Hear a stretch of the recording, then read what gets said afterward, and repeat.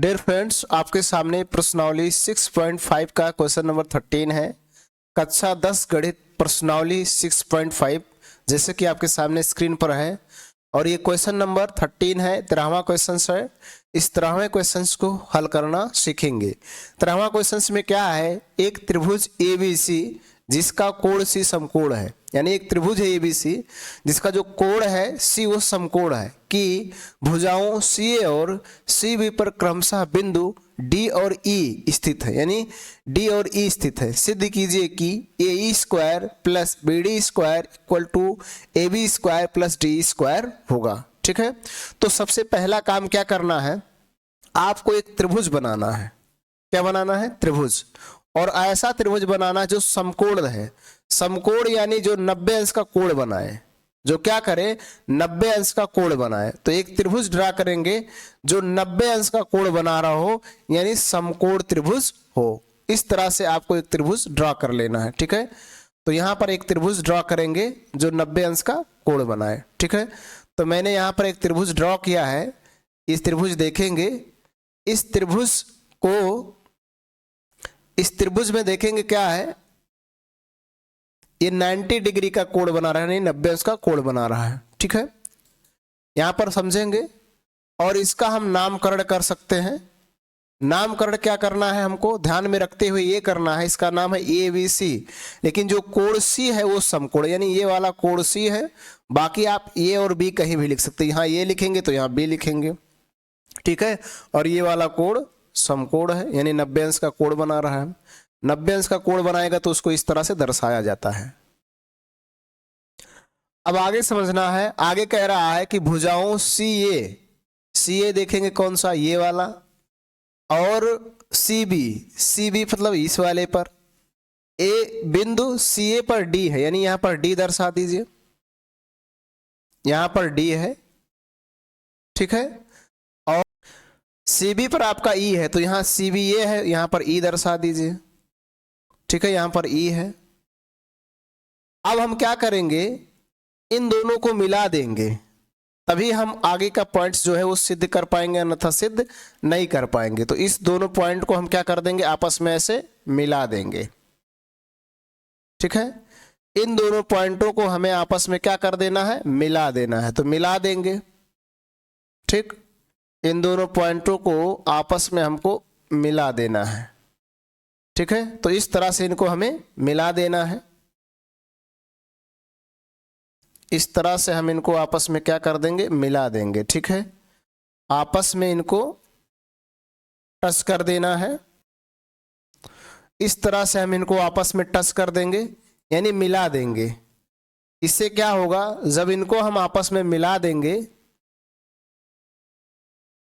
ठीक है, तो इस तरह से हमारा फिगर बनके तैयार हो जाएगा। अब आगे समझेंगे। ये जो बिंदु है आपका यहाँ पर E है, ये वाला बिंदु E है।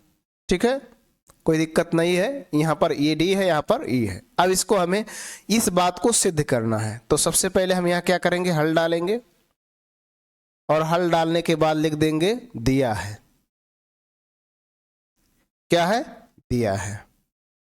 क्या दिया है, दिया है कि ABC जो त्रिभुज है वो समकोण है। बस लिख देंगे त्रिभुज ABC समकोण त्रिभुज है, समकोण त्रिभुज है। ठीक है, ज्यादा मत लिखिएगा, आपने फिगर बना दिया है तो इस फिगर से बाकी बातें क्लियर हो जाएंगी। यानी त्रिभुज ABC समकोण त्रिभुज है। अब आपको लिख देना है, सिद्ध करना है। सिद्ध करना है, सिद्ध करना है। क्या सिद्ध करना है, उस बात को लिखेंगे। सिद्ध करना है कि AE square plus BD square बराबर होगा AB square plus DE square के। ये आपको सिद्ध करना है। ठीक है, तो बहुत इजी है, आप इसको आसानी से सिद्ध कर सकते हैं।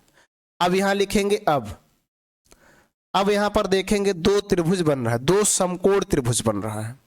ठीक है, दो समकोण त्रिभुज बन रहा है। तो इन दोनों, पहले बड़े वाले में देखेंगे तो यहां लिखेंगे त्रिभुज ACB में ए सी बी में, ठीक है।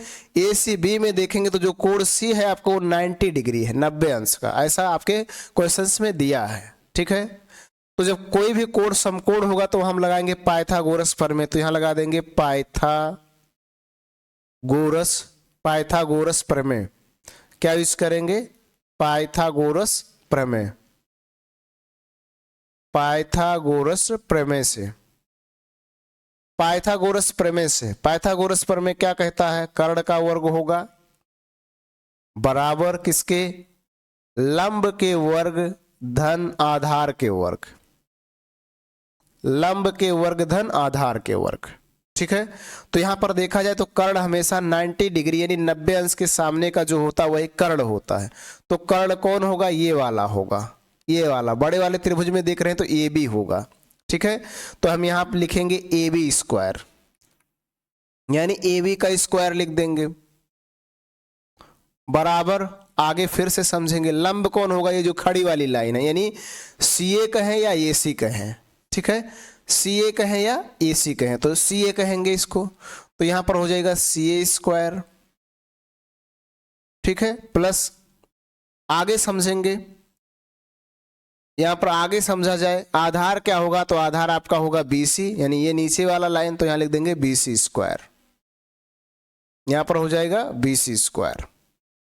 अब इनका वर्ग करेंगे तो ए बी स्क्वायर प्लस बन जाएगा, सॉरी प्लस नहीं होगा, बराबर होगा, प्लस सॉरी बराबर होगा C A square plus B C square, ठीक है। इसको हम बनाएंगे समीकरण नंबर 1। क्या बना लेंगे? समीकरण नंबर 1, ठीक। अब पुनः देखिए, पुनः हम इस छोटे वाले त्रिभुज में देखेंगे तो यहां लिखेंगे पुनः, पुनः कौन सा त्रिभुज? इस त्रिभुज में देखा जाए छोटे वाले त्रिभुज में डी सी ई लिख सकते हैं या ई सी डी लिख सकते हैं, तो हम लिख देंगे डी सी ई में, डी सी ई में, डी सी ई में, ठीक है। डी सी ई में अगर आप देखेंगे तो यहां भी कोण सी है जो कि 90 डिग्री है, तो जब 90 डिग्री होगा तो फिर से वही लगाएंगे पाइथागोरस प्रमेय, पाइथागोरस प्रमेय से क्या लगा देंगे? पाइथागोरस प्रमेय से। पाइथागोरस प्रमेय क्या कहता है? कर्ण का वर्ग, तो इसमें देखेंगे कर्ण कौन है? तो कर्ण आपका डी है, यहां पर देखेंगे कर्ण क्या है? कर्ण आपका ये वाला लाइन है, यानी ये वाला लाइन, तो ये वाला लाइन डी है, तो यहां लिख देंगे डी स्क्वायर, ठीक है। सीधे हम लिख दे रहे हैं डी स्क्वायर। उसके बाद फिर से समझेंगे लंब ये वाला है, यानी डीसी कहें या सीडी कहें, ठीक है। डीसी कहें या सीडी कहें तो लिख देंगे सीडी स्क्वायर, ठीक। यहां लिख देंगे डीसी स्क्वायर, यहां पर डीसी स्क्वायर ही लिख दिया जाए, यानी डीसी का वर्ग, प्लस आगे देखेंगे आधार ये नीचे वाला है तो सी होगा, तो यहां लिख देंगे सी स्क्वायर, ठीक है। इनका वर्ग किया जाए तो बन जाएगा D square, sorry D square लिखना है, ईडी नहीं लिखना है, डी स्क्वायर बराबर डी सी स्क्वायर और प्लस सी स्क्वायर, ये बन जाएगा आपका समीकरण नंबर 2। जब इनको इस तरह से मिला देंगे तो और समकोण त्रिभुज का निर्माण होगा, और जब और समकोण त्रिभुज का निर्माण होगा तो हमें इन समकोण त्रिभुज में भी देखना है, इन समकोण त्रिभुज में भी देखेंगे, ठीक है। तो इन समकोण त्रिभुज में देखा जाए, ध्यान से समझिएगा, इस वाले समकोण त्रिभुज में देखा जाए किसमें? ए सी ई में, तो यहां लिखेंगे नंबर 3, नहीं पुनः लिखेंगे, यहां पर देखिएगा राइट साइड में यहां लिख दे रहा हूं, आपने 2 समीकरण बना चुके हैं, अब यहां लिखेंगे पुनः, पुनः ए सी ई में लिखना है,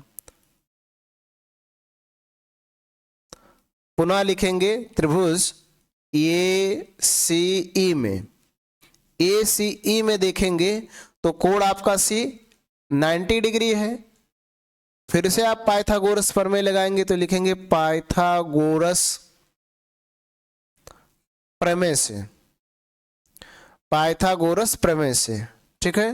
तो पाइथागोरस प्रमेय लगाएंगे तो ये क्या कहता है? कर्ण का वर्ग, यानी इसमें देखा जाए कर्ण ये वाला लाइन होगी बड़ी वाली लाइन, यानी ए ई स्क्वायर, तो यहां पर हम सीधे लिख दे रहे हैं ए ई स्क्वायर बराबर फिर होगा लंब, लंब कौन है, ये बड़ी वाली लाइन है जिसको हम सी ए कहते हैं, तो यहां लिख देंगे सी ए स्क्वायर प्लस, यहां पर देखेंगे आधार आपका क्या होगा, तो आधार होगा सी, तो यहां लिख देंगे सी स्क्वायर, तो यहां पर क्या लिख देंगे सी स्क्वायर, तो ये हो जाएगा सी स्क्वायर।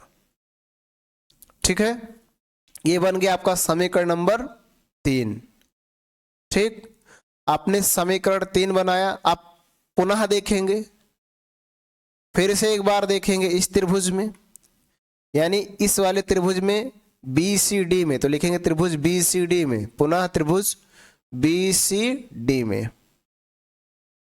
ठीक है, बी सी डी में देखेंगे कोण सी फिर वही पड़ रहा है 90 डिग्री, फिर से पाइथागोरस प्रमेय लगाएंगे, लिखेंगे पाइथागोरस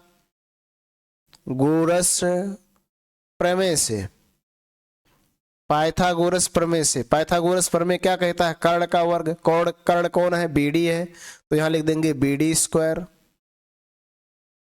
फिर बराबर होगा लंब का वर्ग, लंब कौन है, सीडी है या डीसी कहें, सीडी कहें या डीसी दोनों लिख सकते हैं, चाहे सीडी लिखें या डीसी, तो हम क्या लिख देंगे डीसी स्क्वायर, क्या लिख देंगे डीसी स्क्वायर, और प्लस देखेंगे आधार, तो आधार आपका क्या है बीसी स्क्वायर, तो यहां लिख देंगे बीसी स्क्वायर, यहां लिख देंगे आपका बीसी स्क्वायर। ठीक है, ये बन गया समीकरण नंबर 4। क्या बन गया, समीकरण नंबर 4। ठीक है, ये आपका बना है समीकरण नंबर 4। अब ध्यान से देखिएगा, इन समीकरणों को हमें क्या करना है, जोड़ना है, इन समीकरणों को हमें जोड़ना है, लेकिन इन समीकरणों से जोड़ने से पहले इसमें हम थोड़ा सा चेंजिंग करके जोड़ेंगे। थोड़ा सा चेंजिंग मतलब ये जो समीकरण नंबर हम 4 यहां पर बनाए हैं या 3 जो बनाए हैं, इसमें हम थोड़ा बदलाव करेंगे। बदलाव यानी इसको थोड़ा दूसरी तरीके से लिखेंगे। दूसरी तरीके से मतलब इस समीकरण को हम ऐसा भी लिख सकते हैं, इस समीकरण को हम ऐसा भी लिख सकते हैं, यानी सी A square plus CE square बराबर हम लिख सकते हैं ए ई स्क्वायर। ये इसको हम ऐसा लिखेंगे और यहां पर 3 दर्शाएंगे। ठीक है, यहां पर हम 3 दर्शाएंगे, इसको यहां पर जो 3 है इसको कट कर देंगे। ठीक, यहां से कट कीजिए। इसी प्रकार से इसमें भी बदलाव करेंगे, इसको भी ऐसा लिख देंगे, क्या लिख देंगे डी सी square plus B C square बराबर आपका हो जाएगा बी डी स्क्वायर। ये बनाएंगे समीकरण नंबर 4। अब यहां पर हम लिखेंगे समीकरण 1 2 3 व 4 को जोड़ने पर, तो यहां जोड़ा जाए तो यहां लिखेंगे समीकरण 1 2 3 व 4 को जोड़ने पर, क्या करने पर, जोड़ने पर, तो जोड़ दिया जाए। बायां पक्ष बाएं में जुड़ेगा, दाएं पक्ष दाएं में जुड़ेगा, तो बायां पक्ष बाएं में जोड़ना है, दाएं पक्ष दाएं में जोड़ना है, तो देखिए जोड़ा जाए। समीकरण 1 ये है ए बी, तो यहां लिख देंगे ए बी स्क्वायर, यहां पर हम क्या लिखेंगे ए बी स्क्वायर प्लस समीकरण 2 का बायां पक्ष देखेंगे, समीकरण 2 का बायां पक्ष है डी, तो डी लिख देंगे डी स्क्वायर प्लस समीकरण 3 का बायां पक्ष देखेंगे, तो समीकरण 3 का बायां पक्ष है सी स्क्वायर प्लस सी स्क्वायर, सी स्क्वायर प्लस सी स्क्वायर, सी स्क्वायर प्लस सी स्क्वायर, और प्लस समीकरण नंबर 4 का बायां पक्ष देखेंगे, समीकरण 4 का बायां पक्ष देखा जाए तो c d square plus B C square, c d square plus B C square. ठीक है, c d square plus B C square, c d square plus B C square, तो यहां लिख देंगे c d square plus B C square. ये हो गया बायां पक्ष। अब दायां पक्ष को जोड़ेंगे, तो दायां पक्ष यहां पर देखिए C A square plus B C square, तो यहां लिख देंगे C A square plus B C square और प्लस, ठीक है, प्लस इसका देखा जाए दूसरे का तो डी सी स्क्वायर प्लस सी स्क्वायर, तो यहां लिखेंगे डी सी square plus C square, D सी स्क्वायर प्लस सी स्क्वायर। ठीक है, आगे लगाएंगे प्लस। अब समीकरण नंबर 3 में देखेंगे, तो समीकरण नंबर 3 का दाहिना पक्ष है ए स्क्वायर और 4 का है बी डी स्क्वायर, तो यहाँ लिखेंगे A square plus B D square, A square plus B D square. ठीक है, अब इन समीकरणों को ध्यान से समझिए। यहाँ पर देखिए ए बी है, इधर ये भी नहीं है, यहाँ डी है, इधर डी नहीं है, यहाँ सी स्क्वायर, इधर भी सी स्क्वायर, ये प्लस है और ये भी प्लस है, तो प्लस प्लस फिनिश हो जाएंगे। यहाँ सी स्क्वायर है, ये भी सी स्क्वायर से फिनिश हो जाएगा। यहाँ सी डी स्क्वायर का है, यहाँ डी सी स्क्वायर, बात ही एक ही है, ये भी फिनिश हो जाएंगे। और यहाँ बी सी स्क्वायर है, यहाँ भी बी सी स्क्वायर फिनिश हो जाएंगे, यानी कट जाएंगे। तो आपका बचा क्या, A B square plus D square बराबर आपको बचा है A square plus B D square, ये बचा है। और यही आपको सिद्ध करके लाना था।